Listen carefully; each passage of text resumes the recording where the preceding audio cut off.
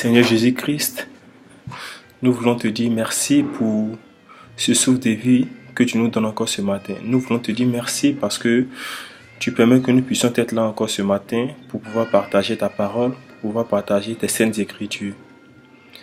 Donne-nous la force de nous rapprocher davantage de toi à travers tes commandements parce que nous reconnaissons que nous sommes pécheurs et que tu es notre Seigneur. Bonjour à tous. Que le Seigneur nous bénisse et qu'il nous accorde sa paix.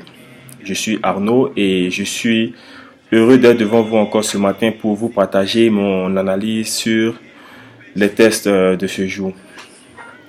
Alors, les tests que nous propose l'Église depuis le début de cette semaine nous parlent d'amour et de pardon en particulier.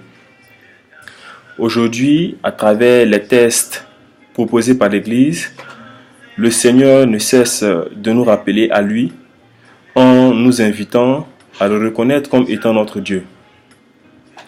Et quand nous prenons cette première phrase tirée de la première lecture du livre d'Osée, le Seigneur nous dit « Reviens Israël au Seigneur ton Dieu, car tu t'es effondré par suite de tes fautes. » Nous devons nous atteler à faire deux choses, ce que j'ai pu tirer de cette première phrase.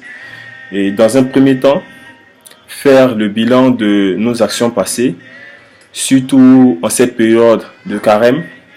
Et dans un second temps, reconnaître que nous sommes des pécheurs. Pourquoi? Parce que nous, en tant qu'êtres humains, nous sommes de nature têtue.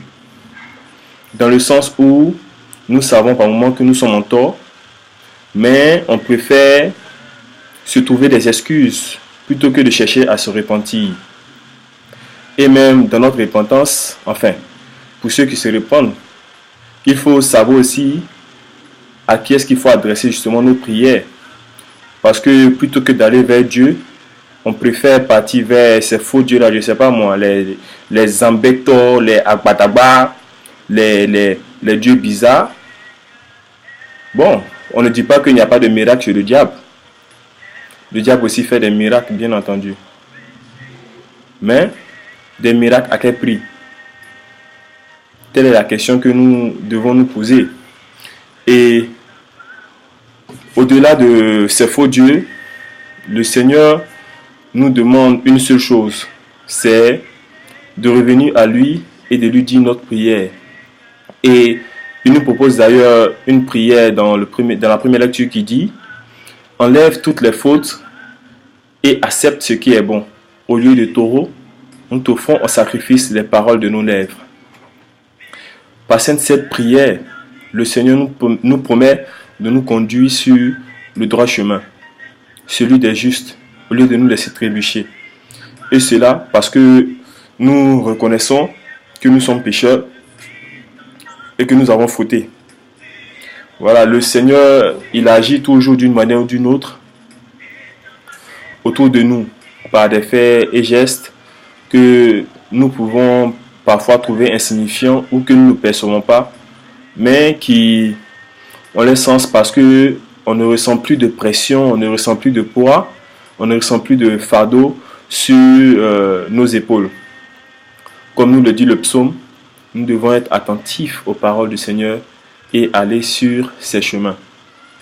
Et pour nous rapprocher de lui, le Seigneur nous donne deux commandements de l'amour essentiels. Le premier qui nous dit « Écoute Israël, le Seigneur notre Dieu est l'unique Seigneur. Tu aimeras le Seigneur ton Dieu de tout ton cœur, de toute ton âme, de tout ton esprit et de toute ta force. » Et le second qui nous dit « Tu aimeras ton prochain comme toi-même. » Il n'y a pas de commandement plus grand que ceux-là. Et on a tendance à se demander parfois comment faire pour aimer Dieu. Pour ma part, je pense que l'amour envers Dieu ne s'enseigne pas. Parce que personne ne nous a appris à tenir à la vie, par-dessus tout. Personne non plus ne nous a appris à aimer ceux qui nous ont mis au monde. Personne ne nous a appris à aimer les gens autour de nous. Pour dire que ce n'est pas un enseignement extérieur qui nous apprend à aimer Dieu. Mais en chacun de nous est déposé un germe.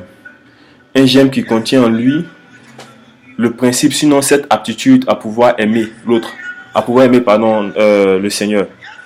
Et c'est seulement à l'école des commandements de Dieu qu'il appartient de recueillir ce germe, de le cultiver, de le nourrir avec soin, bien sûr, et de le porter à son épanouissement. Et cela en demandant la grâce divine. C'est un fait. Et notre volonté à vouloir les connaître nous rapprochera davantage de Dieu. Et prenons le temps de l'adorer en le contemplant.